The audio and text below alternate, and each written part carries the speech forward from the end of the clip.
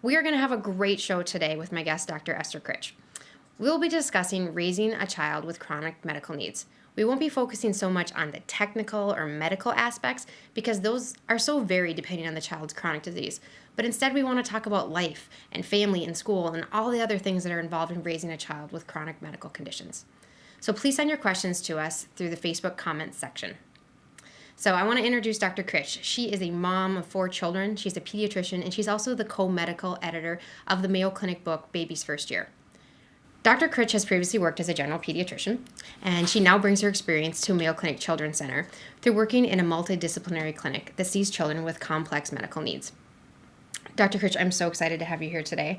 I think this will be a really good show and hopefully help families that are struggling with their children having chronic medical conditions. And there's a lot of kids out there. Yes. There are a lot. We've been talking about this before the show, and I think there's so many diseases that you can see and diseases that you sometimes can't see by looking at the child. And people may not be aware of how many children are actually dealing with things day-to-day basis. Right. So let's start by talking a little bit about kind of the family aspect. So being a parent is wonderful, but it's also can be a challenge. So when your child has chronic medical needs and maybe even more, there can be more complex challenges and even more stressors. So let's start by focusing on some of the stressors that families face in these situations when their child has chronic medical conditions or special needs. Let's talk about how families can work to take care of themselves as well. Right. So what advice would you give to a parent whose child has recently been diagnosed with some type of chronic medical disease or condition? Yeah.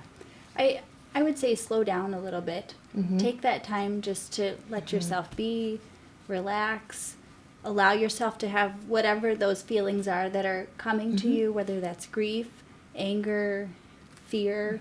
Those are all really important feelings to be able to go through so that you can then get to that next step of celebrating your child for who they are and the resilience that they show you as they go through this process, and they're going to amaze you. Absolutely. Having a child with some type of chronic ongoing health condition can put a lot of stress on the family, like I mentioned before. Yeah. How can families help those healthy siblings cope with the ongoing demands that are needed to help care for that child who has a chronic illness? Yeah, absolutely. I think it boils down to communication. Sitting down as a family and saying, hey, this is going on, and we don't like it, and we wish we could change it, but we can't. And how are you doing?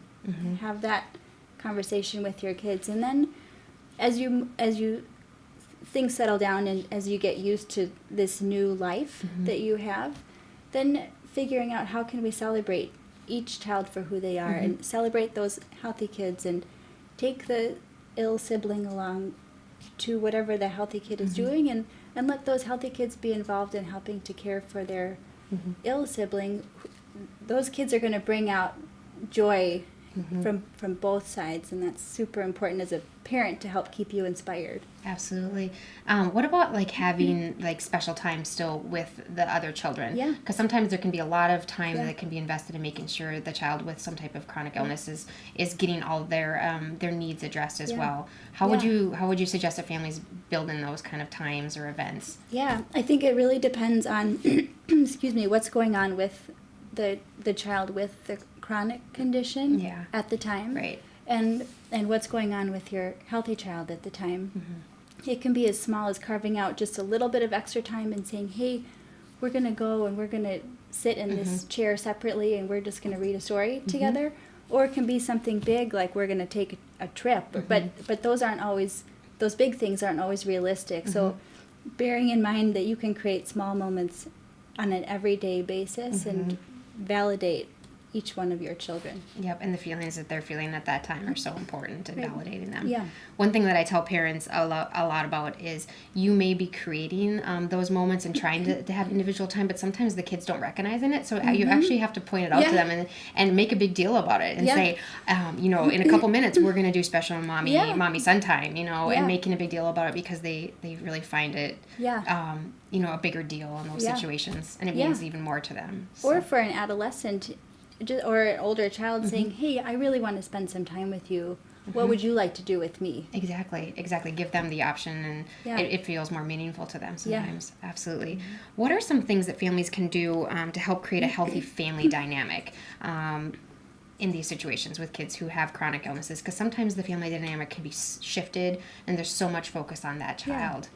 I think the first step is really whoever is parenting the children, whether it's a single parent, married parents, parents who are separated, coming into alignment as parents and caregivers, and identifying what are the things that are causing you stress and how can you manage your stress, because once you manage your stress, then it's going to be so much easier to create a healthy family dynamic. And I think it's really important for families to realize that healthy families aren't always happy, that healthy families go through a whole range of emotions, and it's about weathering it together. Absolutely. That's a really good point to make.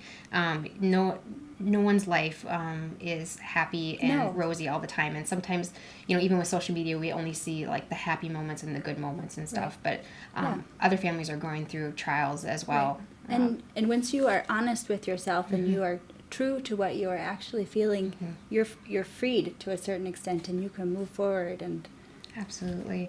You mentioned parents, getting on the same track and making sure that they're in line with the plan going forward and stuff like that. How can parents or caregivers or partners that are working together, how can they make time for each other, and why is that so important? Well, it's incredibly important because parenting is an enormous burden, whether you have a child who's perfectly healthy or a child who has a chronic medical condition or a child who is sick for a while and then recovers. Parenting is stressful, period. Exactly. And most of us need a buddy, whether that's a spouse or a life partner, whether that's a grandparent, whether it's a good friend. It's just about sharing that burden. And that's why it's important to spend time together. It's just to have somebody to vent to share with, to celebrate with. And I would add in, it's really important for families to find someone they feel comfortable with leaving their children with, so they can go out and do those times. And sometimes no one's going to be able to give your child the care that you can provide, but you have to kind of come to terms with it's going to be good enough, and my child's going to be safe, and they're going to be okay. And I think there are certain conditions, for example, if a child has a tracheostomy, where that caregiver needs to have special training, and it's important that parents feel comfortable training somebody in, or allowing the hospital to train an extra person so they do have a respite care. Absolutely. And there's ways that families can work with their hospital and their social workers to get respite care or to get nursing assistance at home. Absolutely. And so if you don't have that and you think that's something your family really needs, then it's a good thing to talk to your healthcare team and social workers to see if this is something that they can help assist you in looking for. And that it's part of us keeping kids healthy is keeping parents healthy. Absolutely. So I think hands down that's something that care teams want to help families with. Absolutely. Let's talk about some advice we've learned from families along the way. I think I sometimes have learned more from my families than they learn from me. And so can you share some advice that parents have shared with you about how they help take care of themselves over this period of life and all the ups and downs that they weather? So. Well, I really think these are lessons learned from parents in general, because as we talked about, parenting is super challenging regardless of whether your child has a diagnosed illness or not. It's a hard thing to be a parent emotionally, physically. But really just realizing that I'm not always going to be right. Giving yourself that permission to make mistakes. It's okay to say I'm sorry to your child, and as long as you love your child, which parents do, it's going to be okay. They really will. And kids need to see that, mom and dad made a mistake, and then they said sorry, and then we move forward, because they're going to model those good behaviors too, and it frees you if you can acknowledge I'm not perfect, and I don't aim to be perfect. Absolutely. And also allowing yourself to be inspired by your child. I think that's one of the key things that I've seen in families who have a child with a chronic illness, they are so inspired by their child and amazed, and it's just wonderment at all these milestones and resiliency that those kids show, and they keep us in good perspective. Absolutely. One other thing I would add that I've learned is, and I have actually learned it from you, is make sure that you take time to enjoy your kids, and you put aside the dishes and the cleaning and the groceries or whatever kind of responsibilities, the work that you bring home, the email, the social media. You put it aside and you enjoy that time with your kid. Even if it's like 2 minutes, Right. make it quality time, right? It's not quantity, it's quality. It totally is. Absolutely. Yeah. And I think that's just for parenting in general. Agree. But I think Absolutely. when there's more layers to caring for your child with chronic medical conditions, sometimes you can lose sight of that. And I know I have with my son. Well, I think that happens to all parents. And the other thing I think just to be mindful of is touching our kids. I think we do a lot of touching little babies and young children. We do a lot of snuggling. But as our kids grow up, they still need that touch. And that can say more than any words could say. And so if you see your kid going through a hard time or you see periods of change and adjustment, sometimes it's just a hand or a high five or some sort of a contact. And that can really keep that connection strong. Absolutely. Let's move on to talking about how families can help their child still experience, quote, normal childhood, and how do they normalize experiences for them, and so that they're not feeling like the kid that's different. Because that's what a lot of children will feel like at times. They don't want to feel different. They don't want people to know about their illness. Right. My first advice on that would be, what is normal? Really? Right. That's why I said quote. Normal is not real. Yeah, we all have absolutely. this perception of normal, and maybe we're not normal. But what normal really is going through feelings, being scared about things, being happy about things. That's what normal actually is. And I think boiling it down to that, saying, hey, so-and-so feels the same that you feel. For one, that takes some of that fear out of it. But then there's the practical part of you still have to go to school and you still have to cope. And there I think it's about communicating with your child. How do you want to deal with this? Because each situation is going to be individual. Absolutely. What about rules and expectations that you have for your child? Sometimes parents are a little bit hesitant to put the same kind of rules for treating people fairly and treating people with respect and things like that. How would you approach that? I think the golden rule applies Right. no matter what. Treat others Absolutely. as you wish to be treated. Right. When it comes to household rules, those need to be developmentally appropriate. And when you have a developmental span for whatever reason in your household, sometimes you need to be pretty upfront about these rules are this way because of this. The other thing I think that's super helpful is keeping kids involved in making the rules or changing the rules if the rules need to be changed, helping kids realize that we can have a conversation about rules and you can be a part of that. On the flip side, healthy siblings could potentially feel as though the ill or chronic, the child with a chronic condition gets a free pass. Right. And there I think the communication is super important to help that healthy child realize they didn't really get a free pass. This is why we did it the way we did it. And then on the flip side, it's okay.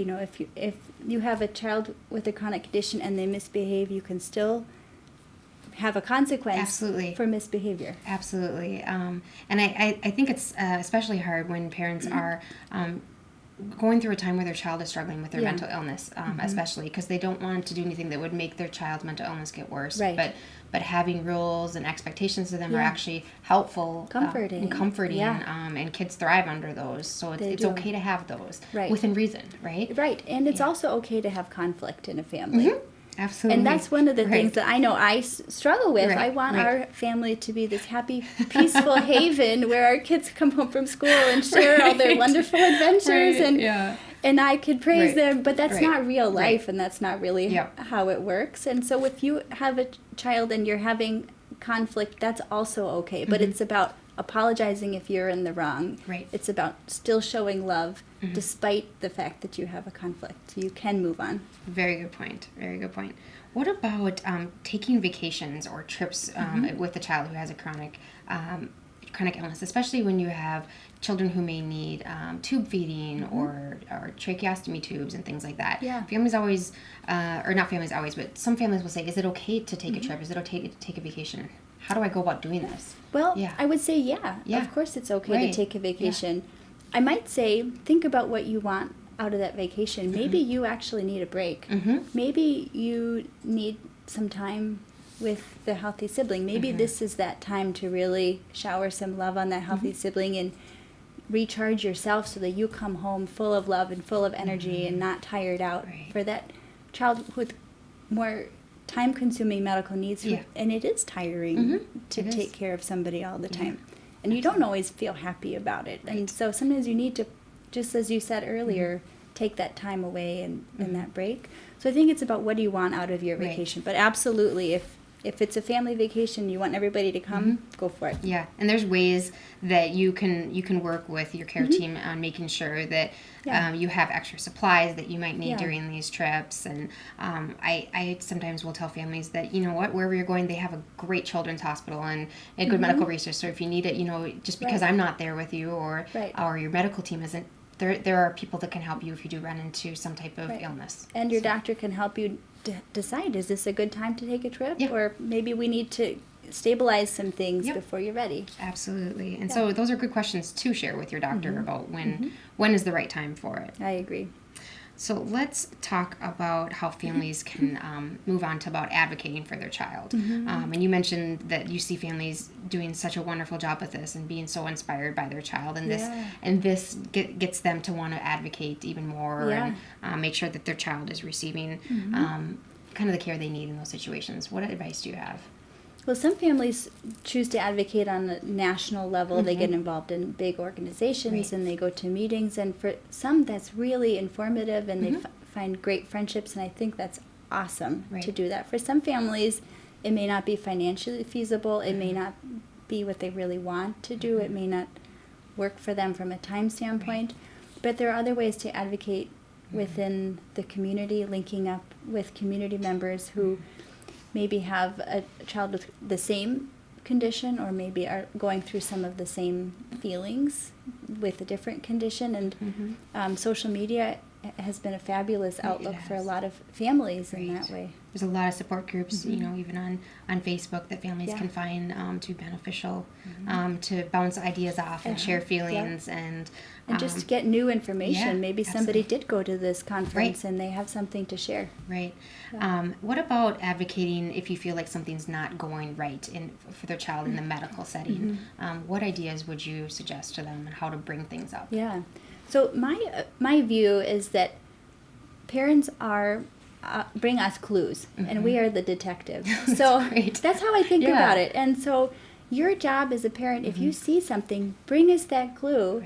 Let us work with it. Let us help walk with you and see what's going on. If you worry in silence, we'll never know that something is wrong until maybe it's too far gone to do something about it. So speak up, and certainly you can say it in a polite way. But yeah, if there's something on your mind, just say it. I feel like parents are the experts in their child. They know their child's nonverbal cues and how they're feeling better than anyone else except their child. Yes, and parents will pick up on things like, I know this cough means we're probably going to be in for antibiotics. If I heard that cough, I might say, oh, I think it's a cough, but you know your kid the best. And exactly. We So trust don't you. be afraid to speak up. And your doctors trust you. Absolutely. Yeah. We look to you to help us navigate that detective path and get to the right diagnosis and stuff. How about resources? What resources? You mentioned some national groups. Is there any other resources that you would recommend for families?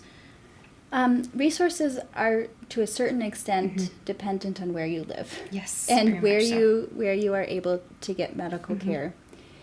Frequently, families who have a child with a chronic medical need will have access to a social worker or a caseworker, and those community resources can really then help connect families either with other families or with financial assistance or school assistance or whatever the case may be. Right.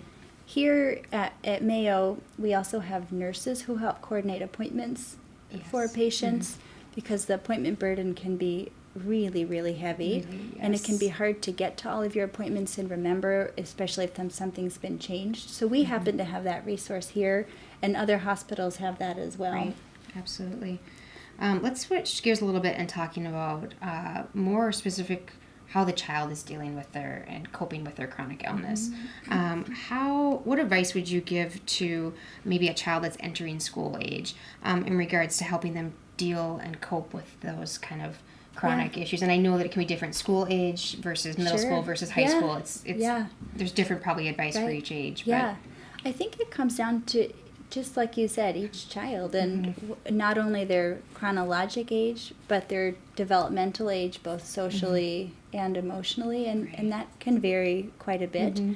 But I would really advise parents take your child's lead on it to a certain extent. Right. At least start there. So, for example, there was a little boy in one of our children's classes who had a gastrostomy tube, and the kids were so curious about what this thing was, and the little boy never spoke up about it. And then finally, I'm not sure how it played out, but his mom came in with him, and they talked all about how he had been a preemie and how he had this tube so that he could grow and get the food he needed, and it was totally fascinating. And all of the kids celebrated that, gosh, you got here, that's amazing, good for you. And all of a sudden it was this huge embrace. And so I think it can be a really positive thing to speak out. On the flip side, it may be a very difficult thing, especially in older childhood and adolescence, and it's super important for parents to be sensitive of where your child is and how to approach that. Absolutely. So some children may want to share their whatever they're dealing with, and other children may not want to share. What advice would you give to parents in those situations where kids really don't want to share that information? I would say, just like we've said before, keep that line of communication open. Be true to yourself, be true to your feelings, let your child be true also, and if they aren't open, just at least talk about how they're feeling about their condition, because that may give you a clue as to why they don't want to share. Right. There could be something else going on there, and you want to make sure that they're feeling and looking at their emotions and making sure that they're not keeping them all inside and wanting to pretend that nothing is going on. Exactly. Which is what a lot of kids want to do, and it's not necessarily as healthy, but it's okay. It's the emotion that they're feeling at that moment. Yeah. And then one of the other things we talked about before we began the show is some chronic disease is invisible. Sometimes it's not a crutch or a wheelchair or a gastrostomy tube. Sometimes it's something that nobody can see, like diabetes maybe, or asthma, or a learning disability. Absolutely. And those are incredibly difficult to deal with because nobody sees it. So it's all on you. And so I think the other part to the child who's a little bit hesitant to share is helping them shoulder that burden in some way, whether that's connecting them with kids outside of school or helping them with the particular thing that's really bothering them once you drill down on that. And you had mentioned not wanting to share and feeling that burden of it, and so going along with that, sometimes kids will actually start to be bullied for their whatever type of health condition that they're dealing with and coping with. How do we empower kids to bring that information to us and to help cope with those events when they do happen? Yeah, I think it's really challenging with bullying because so often it's not reported right away. Right. So part of it is keeping your parent ear open to something is not right. This kid is really, he's pushing all my buttons. What is going on? Why is he bugging me so much? And maybe it's not actually something going on at home. And so kind of trying to take a step back and not react right away, which is super hard in any parenting thing. But try to kind of take that outside lens and say, okay, something's going on. It's really bothering me, but Right. I wonder if it's not actually us. Right, and start to be that detective, Yeah. You start asking them questions about school and maybe even Yeah. bring it to teachers' attention. Have you noticed anything Right. going on at school? Yeah. To kind of help, because it's hard for a child sometimes to speak up and advocate for Right. themselves and bring it to the teacher's attention right away. The other thing I would really say is part of the way to combat bullying is to have other kids not allow it to happen. Absolutely. So it's Yeah. not only about the child who's being Right. bullied and trying to sort that out, but for example, this is a great way to rope in the healthy siblings and teach them you stand up for what's right, and if you see somebody treating somebody else badly, it's okay to speak up, and it's okay to say, hey, do you want to come play with me? And that's where like sharing, where kids share their health information, or whether the chronic illness that they're dealing with can be empowering to them, because you're bringing other kids into the situation that will help stick up for them. Shoulder that burden. Absolutely, absolutely. Well, that was really helpful. Let's switch gears one more time and kind of talk a little bit more about the health aspect side before we end today. What information should families make sure that they're sharing with their primary care doctor about? Because they may be seeing all these different specialists, and sometimes there isn't great communication that's coming back to that primary care doctor. Yeah. One of my favorites is when families have binders. I love I do too. binders. Right. I think that's because we're organizational geeks. But I think it is so helpful, and I realize that it takes an enormous amount of effort for families to create these documents, but they are so helpful as a primary pediatrician to see, okay, you saw so-and-so and they thought this, and you saw so-and-so and they thought this. Right. The other thing that I think is really helpful and is available quite a bit nowadays is online access to the medical record. Yeah, absolutely. If you can get online access to the medical records from your subspecialists, then if there is a question, you can access it, print it off, read it, whatever you need to do to help answer that question. Absolutely. And if you need to, other things would be like signing disclosures for families so that the healthcare information is being released and shared back and forth. And then there's one other thing that we have here at Mayo Clinic that a lot of other institutions have as well. We call it a care plan. And it's a plan that has the child's past medical history, it has their current diagnoses, their treatment plans, and then also something called a sick plan. And this is something they can take with them when they travel and they go on those trips, or they end up in an emergency department that's not their home institution and stuff. How can families, how can other ways that families can use this? Is there... I think sharing it with your school is really important. Good. Sharing it with daycare, grandparents, anybody who might be caring for your child, just to keep them aware and in the loop. Absolutely. And then there's one other thing that you touched base on that I want to just kind of end up with. At Mayo, we have something where we have RN nurses who work as care coordinators, and this is something that a lot of other institutions are starting to do as well. Can you just talk a little bit more about how we use that, and so families can talk to their institutions to see if they have this available? Yeah. I think it's an amazing resource. It is. It's just I unbelievable. think it's changed the way we care for kids. It has. We're much more organized, and families don't carry that burden of needing to remember where to be at what time and who do I need to contact and all that. So basically the way it works in our complex care clinic is there is a group of nurses, each who carries a panel of a certain number of patients, and they do follow-up phone calls. They give updates from the care team. They'll call the family and say, hey, we changed your CT to this day so that it would coordinate with your other appointments. They look out for families in terms of needing to travel and trying to make sure that we keep things running smoothly. And they also act as a sounding board for these families. Okay. Those, I mean, I think it's a wonderful program, and like I said, I think it's really changed how we care for kids, and I think it's improved how we care for kids. And they act as, I kind of think of them as like the quarterback and stuff, because it's one resource that the families can turn to instead of they may see 5 or 6 different specialists. It's one person that can kind of help be that go-between and making sure everyone's on the same page. Yeah, it's really, really wonderful. And if it's not something your institution has, then you as a parent you can work on this yourself. You can have binders, and you can be an advocate and speak up for your child when you feel like something is maybe not going the way that you would like it to or it should. Yeah, and I think that's important because in some rural areas that's not available. Absolutely. And that can be a tough experience for families. Absolutely, and they can make their own care plan, using a Word document and bringing it with them on places that they go. And I think a lot of families already do this. Yeah, I think that's awesome. Absolutely. Well, that is all the time we have for today. I want to thank you all for joining us.